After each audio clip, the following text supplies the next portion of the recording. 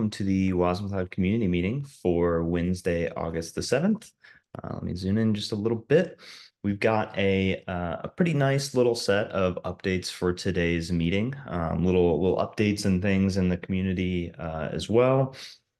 We have a quick demo about some cool developer experience improvements coming to Wash and Wadum and just kind of the whole application status workflow. I'm going to give that one. I'm super proud of the way that it turned out. And then we'll talk a little bit about wasmCloud 1.1 and its inclusion in Wash 0.30. All of those are released now, so I'm just going to do a little bit of an overview around the blog that we put out and some of the release notes, and then we'll get on to issue of the week, documentation of the week, and then community updates. So let me go ahead and reshare on some code. And we can take a look at what some of the stuff that we've been working on the Wash and Wadum side. So I think it's here. Alrighty. So as you can see, I'm running this off of a branch in wasmCloud. This is a public branch. People could probably you could find it if you go in the PRs list. But what I'm going to be demoing today is a couple of updates to the way that we display tables in Wash. So some of the longer pieces of information that may traditionally overflow in the terminal, and then also an updated app status command. And this is something that is, well, why don't I not preempt it and actually just show you? So I already have wasmCloud running just from version 1.1. And then I have Wadum running in a different terminal, which is from the branch that you see featured here in the cargo.toml, which may be a little bit of a spoiler. But if we run Wash and we list the applications, this is the first newly formatted view that you'll see with Wash coming in the next minor version.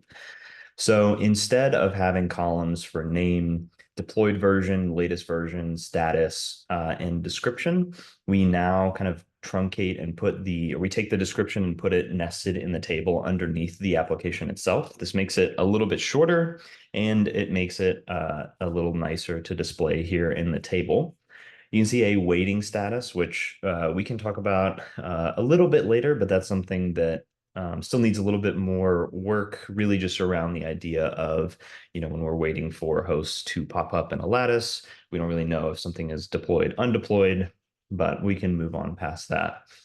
The couple things that I wanted to show really quick is if we are a quick little improvement. If we deploy an application like this Moonbit HTTP, we actually before didn't always get the version back from that application. Sounds silly, I know, but now we're always getting the version back from whatever we deployed, whatever version of that application we deployed, even if we don't specify the version. So that's all fine and good. But what I want to show you now is the new app status command. So if I were to run wash app status today, and just a note, if I run wash in the terminal during this demo, I'm running it just from wash 0.30, and then anything cargo run is going to be from this branch. So this is a decent view of the application. We see that this is the app and it's deployed, and that's great. But now what we have in Wadum and Wash, if we run app status, we're actually surfacing both the top level status information and the status of every scalar in this application. So if you haven't looked into the internals of Wadum or heard about Wadum before, essentially a scalar is responsible for making sure that a piece of an application is deployed the way that you specified it in a manifest all the time. So in this case, this little application has a component, it has a capability provider, and then it has a link between the two. So this, you can see in the app status, everything is deployed, everything is great. If we take a look at something like wash get inventory, we can see that the component and the provider are both running. And if we get links, we can see we have our one link. So first and foremost, this app status view is just a little bit more verbose. You can see exactly the information of each application component instead of just the total application status. Now, I also have a new feature, which is that Wadum previously would only kind of enter this failed state for an application if you specify a set of constraints that it could never satisfy. So if you say that you need to run some component on 50% of your instances in US East 1 and 50% in US West 1, and you didn't have a host that was running in US West 1, we would report that status as failed because the host doesn't exist.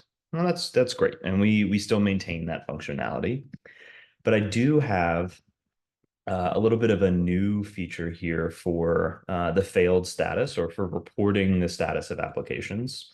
If we look at this application manifest, this is just the Hello World Rust example, but I did update it so that the capability provider mentioned inside is actually not a version of a capability provider that exists. So this one, when it tries to pull down the provider, will always fail. And what happens currently if you deploy this application is you would essentially your application would sit in a reconciling status, and the host or Wadum would get heartbeats and it would continually try to tell the host like, "Hey, go start this thing," but we wouldn't actually surface that to the top level. Now, if we take a look at the status, or let's actually just look at the higher level.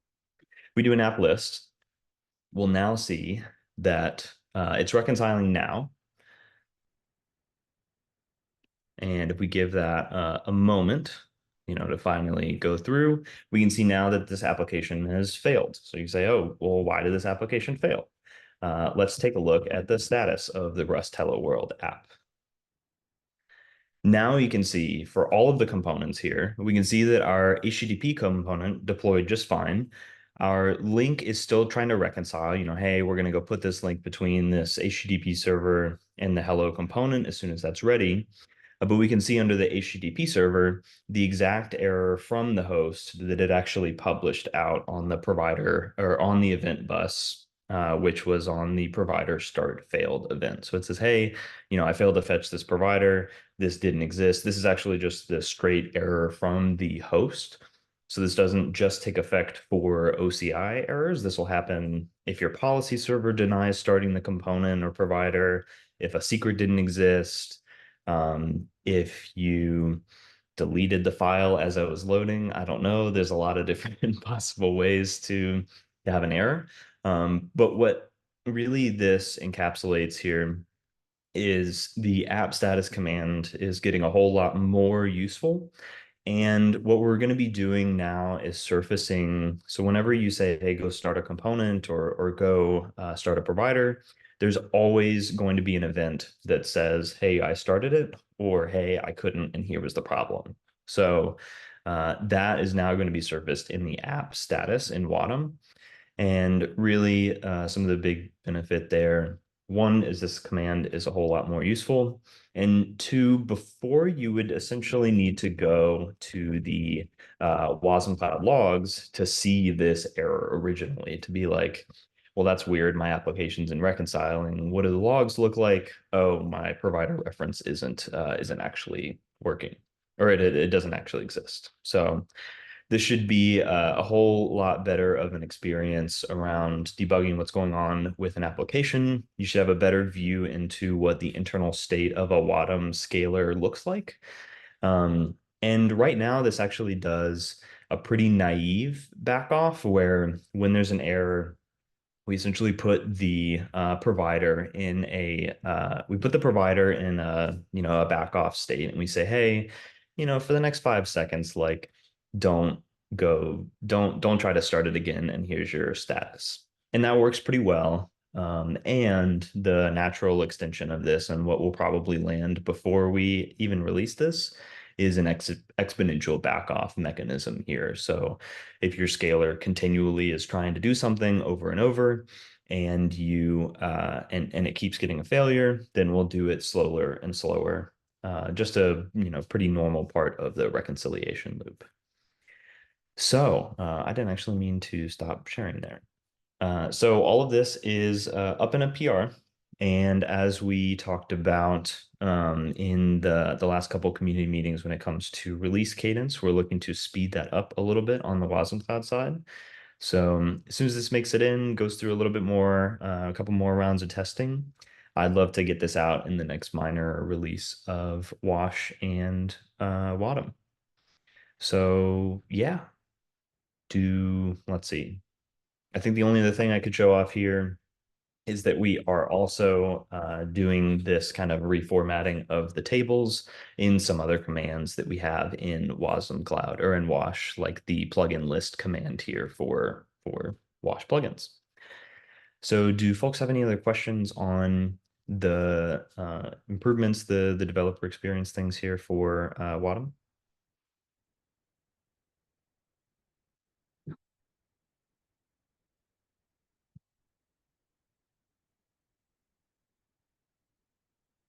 Nice. Alrighty. Then we can go ahead and move on to. Oh, hey, Masood, you sound really quiet, but I kind of heard you. Really? You, That's not just me, right? Or someone else. Okay.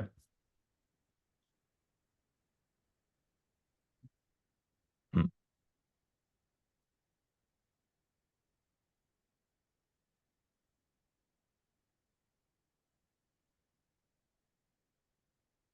Okay. But yeah, Masood, if you getting the mic fixed or just want to type it out, that's all good. But we can, I guess we'll go ahead and move on. Colin, you didn't have anything? Just came off video. sorry, No, you good. just came in. I just popped back in. For emotional support. I just All right. Well, then moving forward on the community agenda, I really just wanted to call out that Wash 0.30 and a couple updates to the wasmCloud operator are now available. We'll talk about Wash and wasmCloud here in just a second, so might as well show off on the, not there, on the operator side. Operator's been undergoing really quick development, and essentially everything that you see captured in the newest releases of wasmCloud, things like secrets and open telemetry, those are all making their way into the operator pretty soon after, if not pretty much immediately when it lands upstream. So the operator now has a little bit more of a streamlined README. If you haven't gone and taken a look at the project, this is all updated to show the latest things in the that you can use in the operator. And something that Jonas let me know about before is there's actually an example in here under full config of wasmCloud annotated that includes all of the different options that you can use in the wasmCloud operator. And this is super, super helpful, especially for someone like me who I've used the operator before, but I don't actually know all of the possible flags, all the possible variables that you can configure. Like for example, here is the configuration block. I should zoom in that you can use for observability. So if you want to point traces, logs, metrics at an point, you can do that here. And here's an example in the wasmCloud annotated um, in the annotated YAML. So just wanted to point folks at this repository if they're interested in following along in the development of the operator. And of course, just like our other repositories, we are doing our best to put issues out there, especially things that we can mark as a good first issue so that folks can contribute if you've got experience in Kubernetes and are looking to add things to the operator. Before I move on really quick, around the any other questions around the wasmCloud operator? Or Jonas, feel free to add a little bit more detail if there was anything here that I missed. No, I think you nailed it. One thing I just mentioned in the comments, we do need to go back and actually do a grooming session on the issues there, because I think there's a couple of things we should call out as like good first issues, and a couple of things that are either done or like kind of already implemented. So something we'd like to also make this a place where people can come in and contribute if there's something that they're interested in easily. So yeah, looking forward to doing that. Yeah, great call out there. Alrighty, then let's go ahead and I just wanted to call attention to, I think we talked about it last week. I don't know if it had officially landed yet, but we did release wasmCloud 1.1. We actually got so excited that we released wasmCloud 1.1.1, which included a small little bug fix, but you probably wouldn't even notice it. But we can talk about it if you want. under the blog section of the wasmCloud page, which if you haven't seen our new blog layout, looks pretty nice. So you should go check it out. We have a blog for wasmCloud 1.1, which talks a little bit about the addition of secret support in the process of developing wasmCloud 1.1. We also saw the addition of a Postgres and a Couchbase capability provider, which were two new interfaces that we added to two new interfaces that we've added to our examples, but didn't actually need any changes in wasmCloud. They just we just released them during the process of developing 1.1, and it's definitely worth a shout out. We also added support for wasmCloud one during the release of 1.0 for Go capability providers with our provider SDK Go, and using the WRPC WitBindgen Go project to generate those types and handlers for implementing capability providers in Go. So we now have a custom template that's dedicated to this. You can generate it with Wash New Provider and selecting the custom template Go provider template. Lots of reuse there. But it's really, really nice going forward with 1.1 to kind of have Rust and Go on the same level of support. The provider SDK Go now also has support for secrets, which landed right at the same time as releasing 1.1. So moving on, there are also a good host of enhancements for enterprises, and really the main reason why this slots itself under enterprises is that it's additional support in wasmCloud for things like proxies and custom CA certificates and exporting OTel over gRPC, all that fun stuff that you need when you're working in a little bit more of a regulated environment. So lots of new fun stuff in 1.1. Highly recommend checking out the release notes for a little bit more detail there. But in general, lots of really good stuff. As mentioned, 1.1 is kind of the culmination of the Q2 2024 roadmap. And like to kind of push forward 1.2, 1.3 with a little bit of a quicker iteration loop. What's that? A little bit of a quicker increment than 1.1, since it had been a little bit since we released 1.0. So I think that was it was the big announcement there. Just wanted to call attention to the latest blog there. Do folks have any other questions on 1.1 or Wash 0.30, which kind of delivers that naturally with WashUp?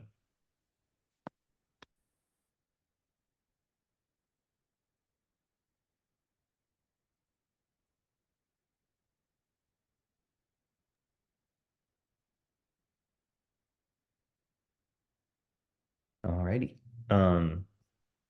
Masood, I saw you said the runtime is a little more is stricter than before. Which part is that? Or is that a question? Sorry, I'm reading the chat. So we can give it a little lag time there.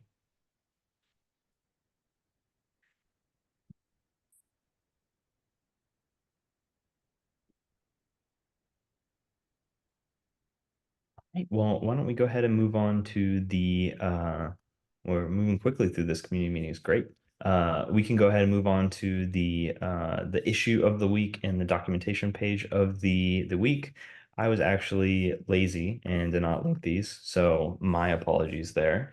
But I did have a good first issue with the latest edition of the secrets topic, which allows you to run wasmCloud with a configured secrets backend. I noticed that we didn't actually have a policy topic, environment variable, and flag for wash up.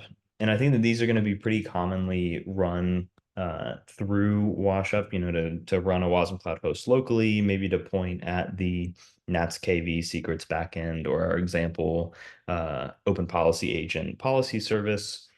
So I think that this would be a really great first issue in order to implement both of these. So making sure that you can configure the secrets topic either by an environment variable, which both of these actually work today because of the environment variable that's present in wasmCloud. But this doesn't actually currently work because neither of these flags are present in Wash.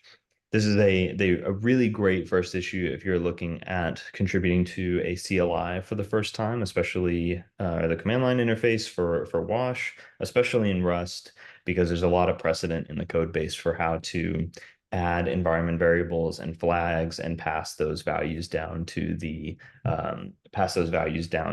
underlying wasmCloud host that you end up running. So this is a great first issue, 2631.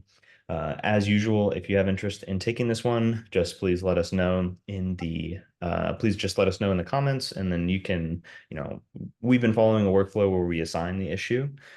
I don't want to be too strict about that. But if you express interest, I want to make sure that we're not duplicating any work or have conflicting PRs or anything of that nature.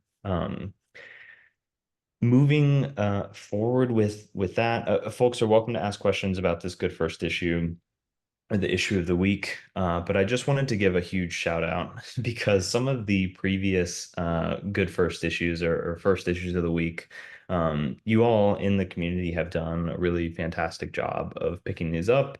You can see the washboard showing pending. It got picked up by Alex. The validating secrets topics and policy topics getting picked up by Aditya, who's here on the call. Aditya, you've been doing some especially awesome work picking up some of these good first issues and knocking them out in a really robust way. So I just want to say thank you to everybody who's been contributing. If you saw the release notes for wasmCloud 1.1, not 1.1.1, but 1.1, we had so many people come in and contribute their first. There are so many contributors in this release. But we had so many new contributors in the process of 1.1. And I just want to give a huge shout out to all of you for contributing here. This is, really, really awesome to see the project gaining a lot of community contribution and traction. And it really is a whole lot better because of what you all do. So thank you so much for that. I'll get off of my my complimentary soapbox here in a minute, but not quite yet. I wanted to give a huge thank you to, or a huge shout out to our newest maintainer on the wasmCloud project. And this actually is a maintainer who has been, or a contributor who is essentially has written a quarter of the Wadham code as it exists today. We have joked before in the community call that if you file an issue in Wadham and you tag it as good first issue, that no issue is safe from Ahmed. And I just want to give a really big thank you to Ahmed for coming on board as a maintainer of the Wadham project. You should see him. He'll be around taking a look at issues. And just as a reminder, being a maintainer on the project doesn't come with any formal requirement of like lines of code per month or reviews per cycle. But it is really, really appreciated to have folks who are taking a look at these projects, maintaining them, and just keeping them active and taking these issues. It's really awesome. So thank you and welcome, Ahmed. Sorry, maybe to put you on the spot. You're welcome to give your acceptance speech now if you'd like, or not. Thank you. I accept.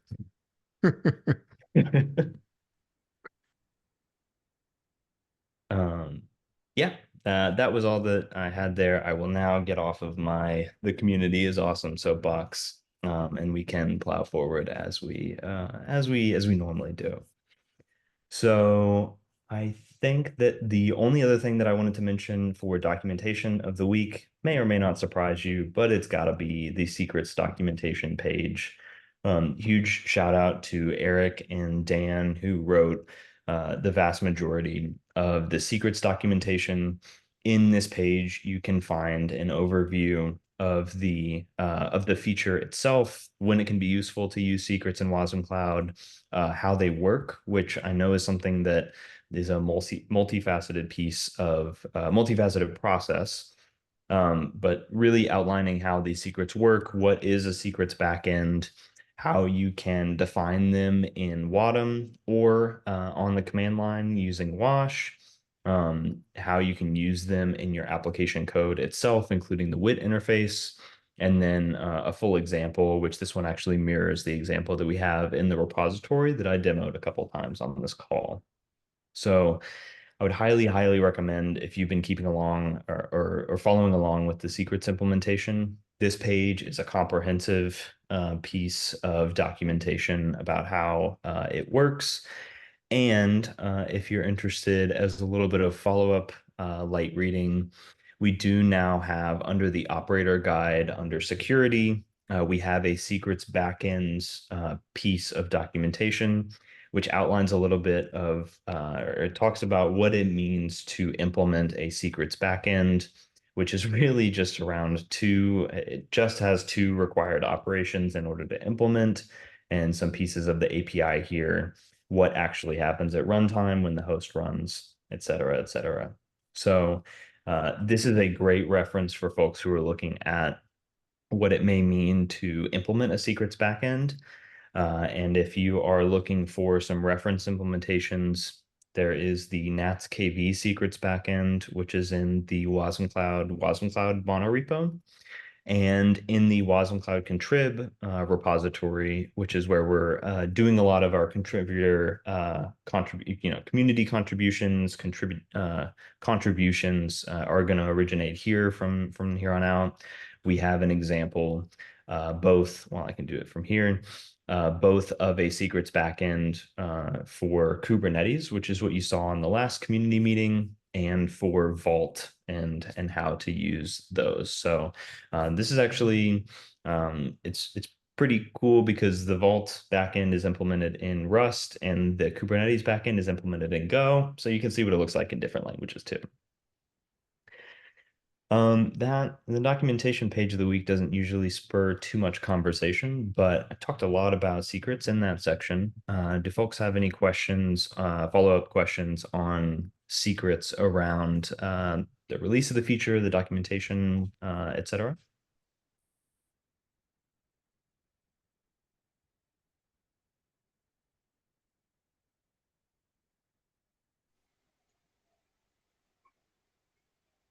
Hey Brooks, can you hear me? Yeah. Hey, Ritesh, how's it going? Sorry, I missed the first half of the call, but it will be, I don't know if you covered the part where, you explain how the secrets are actually stored in the host and uh, when uh, when a component retrieves the secret, how it is actually being fetched, and when it is passed to a different component, and that component needs to actually reveal the secret, how it works. I'm not sure if you already covered it. It's fine. I'll just go through the document.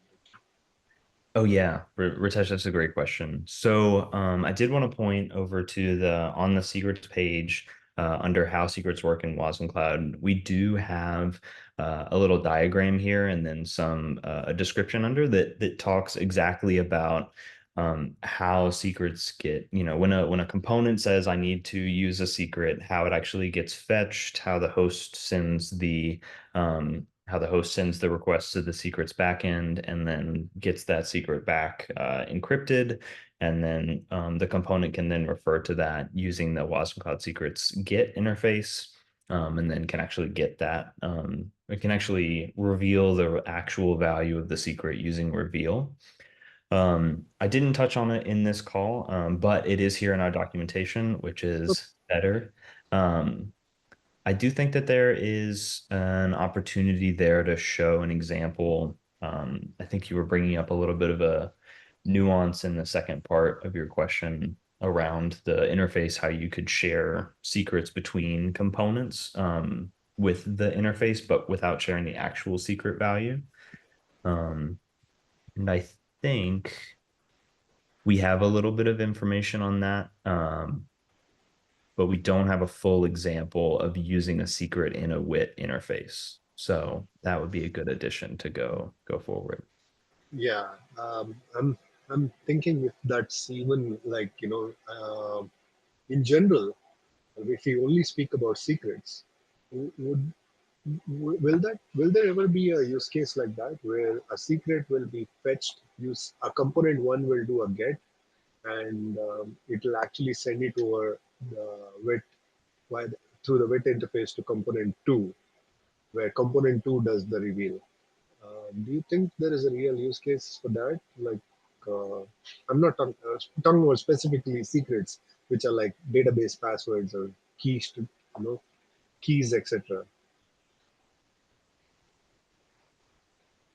Yeah, I think that that's absolutely a use case where we'll have components that can make use of components that are specifically built to pass secrets around or to refer to a secret value, but not actually be able to reveal the actual value. Like components today probably shouldn't never really know what database password they're using to connect. Yeah. Um, but in their business logic, they may need to specify, hey, use this piece of authentication. So in that case, we could have a component or a provider that's specifically built for connecting to the database, and that's what would be able to reveal the secret. But the component that passes it on would not. Okay. So the permission, last follow-up question on that. Now the permission, right? So do both these components need to have permission to fetch the secrets in this case, or is it one of the components?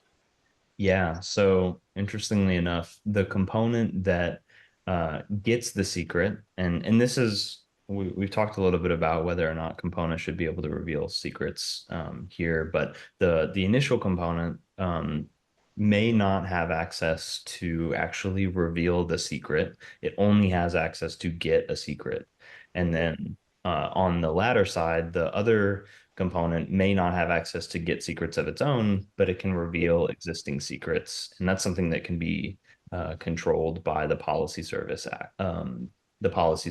aspect of wasmCloud. Interesting. Interesting. So, because I went through your example of a Couchbase provider where you Mhm. have to map a secret to a particular provider or a component, right? In this case, a provider. Was it a provider or was it mapped? Yeah, it was mapped to a provider. Uh, so now, in this case, I was curious on how the mapping would work when there are two components, one component that gets the secret and the second component that reveals the secret.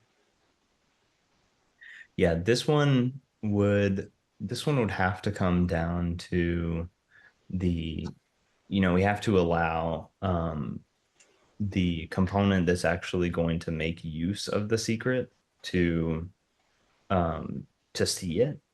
Okay. But I think if we are doing authorization there, it should be down to the what component is actually getting the secret or fetching the secret.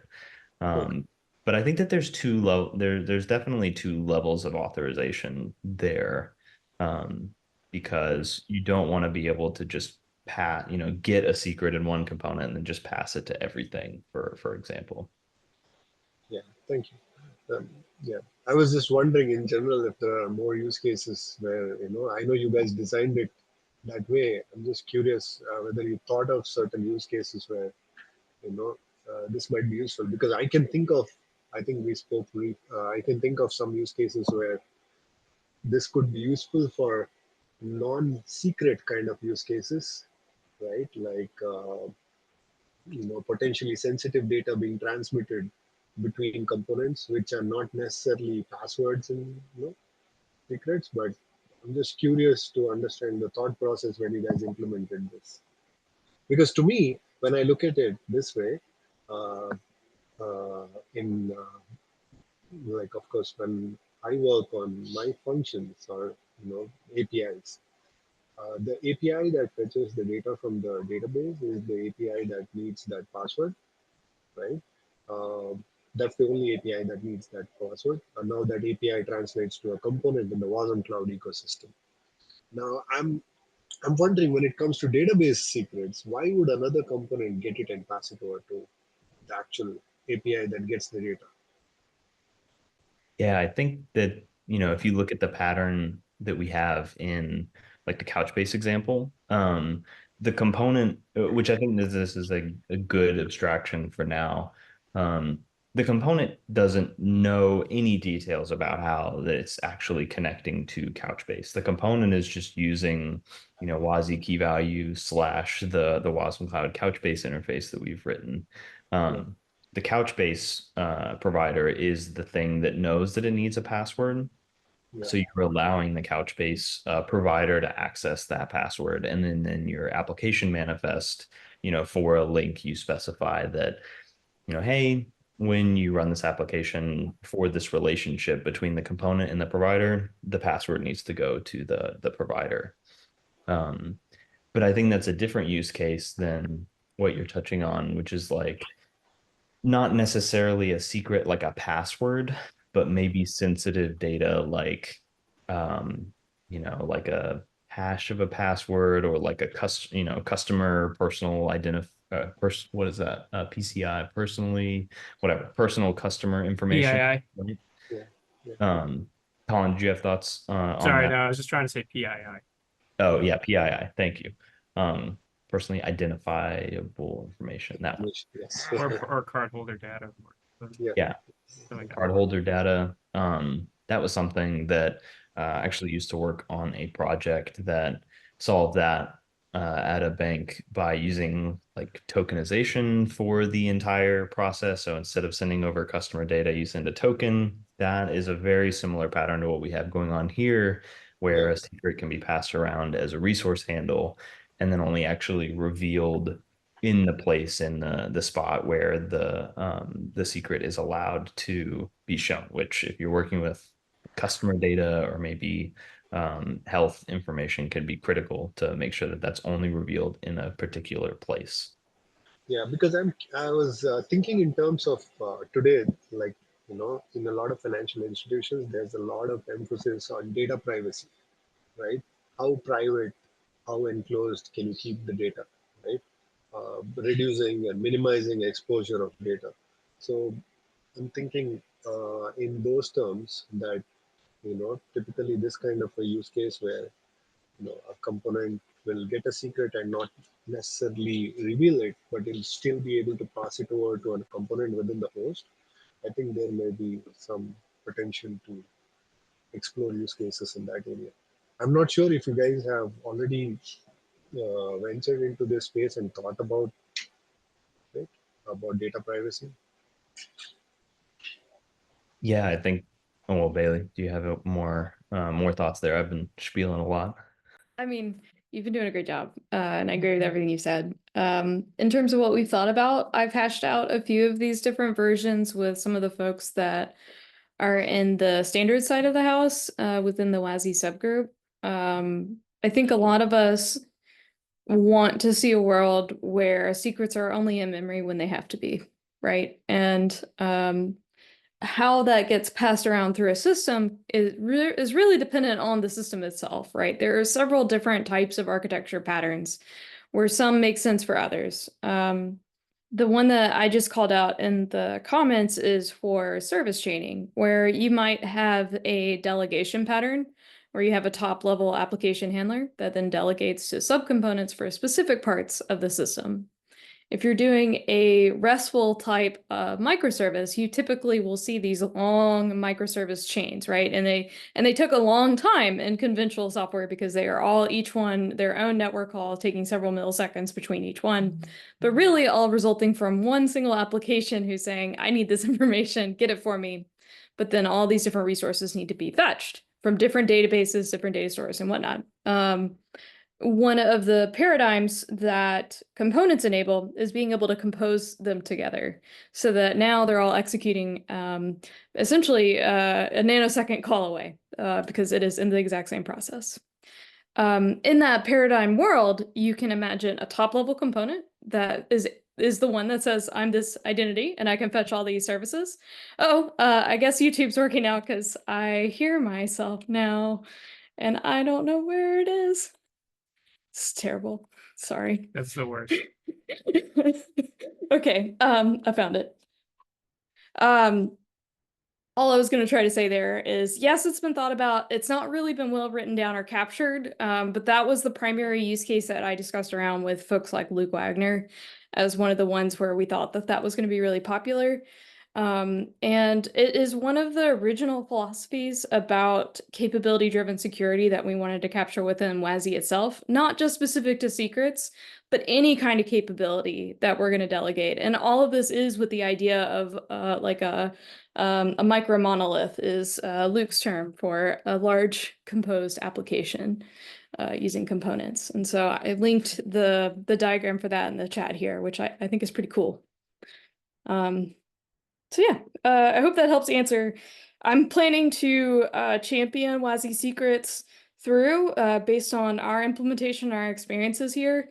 I would love to capture concrete use cases. Any kind of industry case is so important for moving the WASI standards forward. And we would capture that as part of the standards proposal. So if you're game to help me write that, I will take all the help I can get. Sorry, thank you, Benny. I was on mute. Thank you. I've got a new want. I think it'd be great to have an example of this, maybe of composing two components together where, you know, one component is doing like a transform or something on data that includes, you know, we can make up some, you know, sensitive information that you wouldn't want revealed. And then we use the secrets interface in order to have, you know, one component actually do, you know, the business logic, and then the other component maybe translating that and revealing it to give to store in the database, something like that. I think that'd be a really cool example to show this off.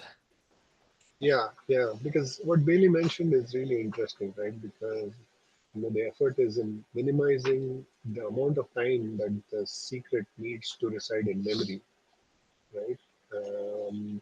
So maybe I'll spend a little more time in understanding it better, because it in a decrypted form, that secret in when it is stored at the host, is it decrypted or is it still encrypted? It is decrypted when it's stored on the host. Oh, okay. Yeah. But it is worth noting that when that component stops or when the secret, you know, goes out of use, that's zeroed out from memory. So it's not, Okay. it doesn't stick around in memory for longer than it needs to. Okay. Then it probably comes down to how much of a guarantee we have that the host itself doesn't have any potential of exposing that secret outside, and also the probability of any other component somehow extracting that secret from the host. Right? Right. Yeah, just a note for what it's worth, if folks didn't see the implementation of secrets on the host side, we're actually using a really cool crate called secrecy on the Rust side. And that is what ensures that it's zeroed out of memory when you drop it. But what it also does is it wraps the secret type so that if you're ever passing it around, you know, in the process of fetching the secret, or you know, you may do some logging to say, hey, you know, we're going to get this secret. It actually wraps and redacts the secret value from being logged or serialized or sent over, you know, a message bus or exposed during tracing. So it was a huge help in implementing this and knowing that, you know, we kind of have this safety net against the secret actually being logged, in addition to it being encrypted, you know, in transit and storage, all that fun stuff. So this was a really fun feature to work on.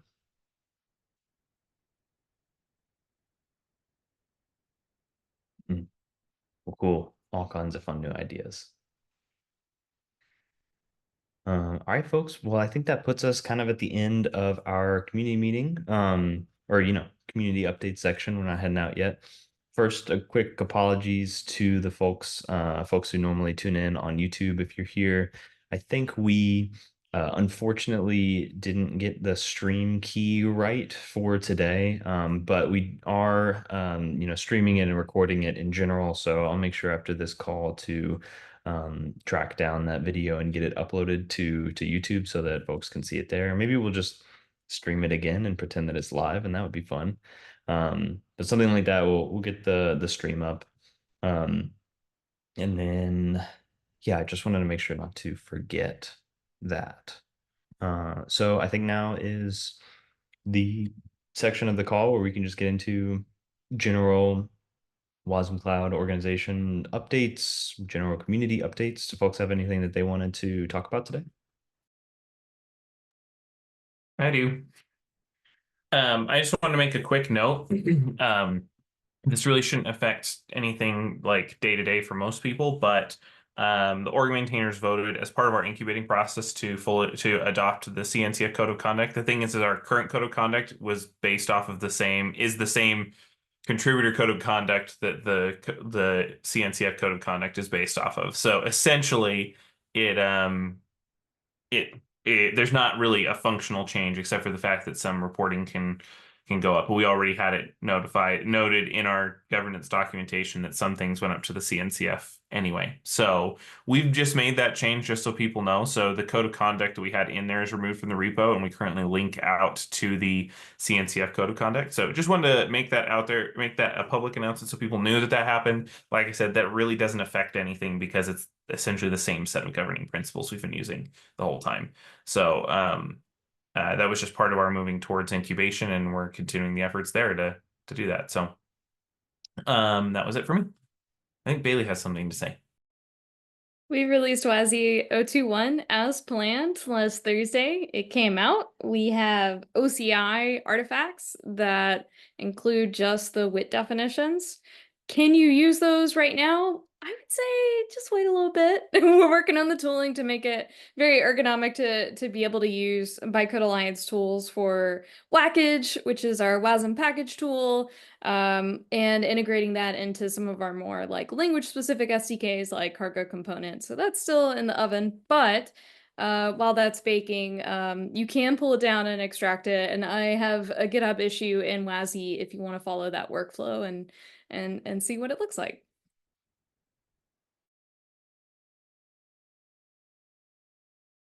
Yay, WASI 021. On to the next one, WASI 022. So we're going to release WASI now on a regular cadence every other month. So the next one's going to be in the beginning of October on the first Thursday. And we're totally going to include Colin's stuff this time. I don't know, ECMA guys. That ECMA PR is there. We have to need the deprecation stuff from. Oh, that's right. Yeah. So Yeah, probably so it's not 023 for that. Yeah. So we got background. Brooks walked through the feature gates for why and what you get out of WASI 021, which is a new WIT feature for being able to set @sense and @unstable inside your WIT definition. We did that so that we can have a single WIT document that evolves over time that allows us to stabilize features within WASI, but also as something that I think anybody writing their own interfaces will want to do. The ultimate goal of WASI is to be a foundational piece that are standardized types that most people can rely on. But we really want entire ecosystems to evolve where, let's say, the CNCF side has their own namespace with some common things that they use in their ecosystem, and wasmCloud does, and your company does, right? So all of these different features are intended to be used by everybody, although WASI is definitely the driving force on some of the first implementations for them. Once we got the feature gates in for @sense and @unstable, we want the ability to deprecate. So @deprecated for APIs that we didn't really get right first try, that we learned from experts that work in the ECMAScript space. So really appreciate them coming in and giving us feedback. That's what we aim to do with every WASI proposal, is to get experts in the field of any given space. We do try to align those standard proposals with existing standards if there are some. Times are notoriously real hard and continue to be. But I think that the information that they've given us, we've got a path. And so WASI HTTP, there's one fix that I know of that we're also aiming to get in for WASI 022. but it's a release train. It's happening no matter what, whether or not we get it done. There's already been some doc updates again. So at the minimum, we're releasing more WIT documentation in O22.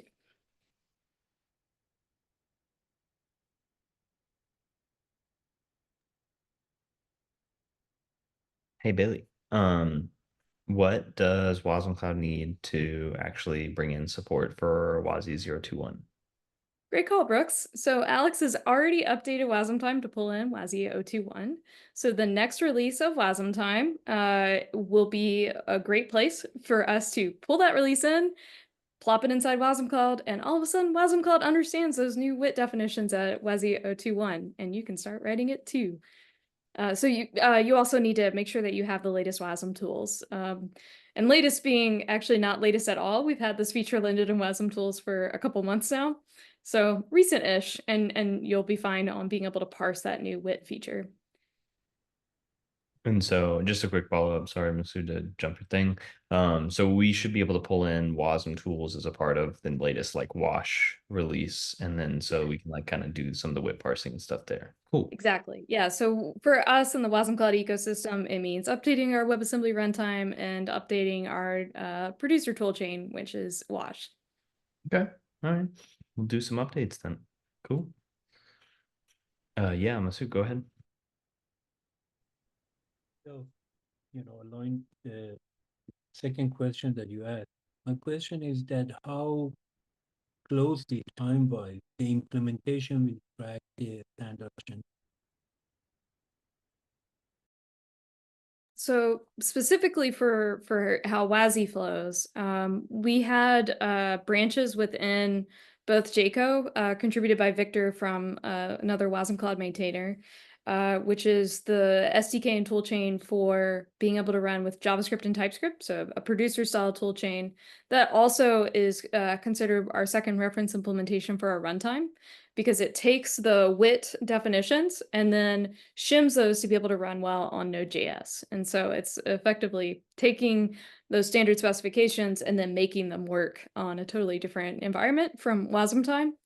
And then Alex also was part of the implementation for WASM tools, and we had landed it, consumed it, wrote a lot of test suites, and then also had proved to ourselves that it would work great for wasmTime. And once we had that, that's when we considered the feature stable, and now as the next part of WASI. And so effectively every type of feature that comes through on the WASI side is that it's reached phase 3 criteria. Right now on WASI, that's the max that you can hit right now.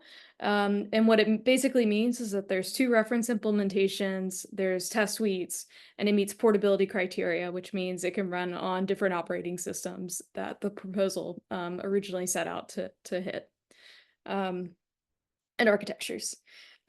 So that's from the WASI side. For the long tail on how does wasmCloud consume a lot of this stuff, since a lot of the same faces obviously are participating in the upstream side, we could pull in off of like a dev branch or off of main, but what we aim to release within wasmCloud is stable feature sets. So we aim to pull them in once they've been released from our upstream tools. And wasmTime releases monthly. WASM tools can be way faster than that or monthly. Somewhere in between sometimes. I think this will be really good as we, essentially are trying to push out updates to wasmCloud and wash a little bit more frequently, as they land.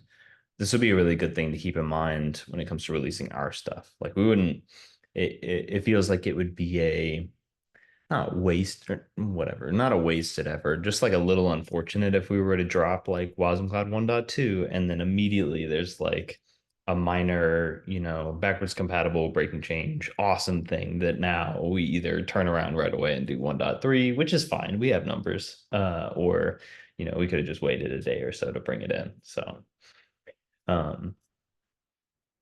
maybe we could put that on the community calendar. I don't know. That sounds fun. I actually love that idea. I'm a huge fan of regular time-based releases. so that people have an expectation of what it's going to come out. And I wanted to have a level of frequency that kind of forces you, or at least acts as a forcing function, to have really great test automation, have robots create releases, not humans, although humans trigger it, obviously. But to give you a little bit of perspective on the how much we love numbers in the Bytecode Alliance space, wasmTools is on version 1.215.0. So there's been 215 minor releases of wasmTools. Yeah, you either die or live long enough to see yourself publish hundreds of minor versions. Looking at you, Serday, you awesome project. Die hero. Die hero. Oh yeah, that's the thing.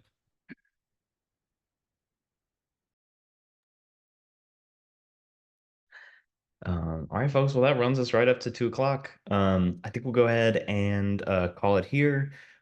Just a note, I think what we will do is, we can keep the last little bit of this community call on the live stream bit, but I'll go ahead and see if I can grab the recording and upload that to the YouTube channel. I can put that, we'll link to that on the community stream page and all that to make sure that we are up to date. But otherwise, thank you all so much for taking some time to come to the community meeting. This was really, this was a great community meeting. If I would say so myself, the best community meeting of August so far, for sure. So, all right.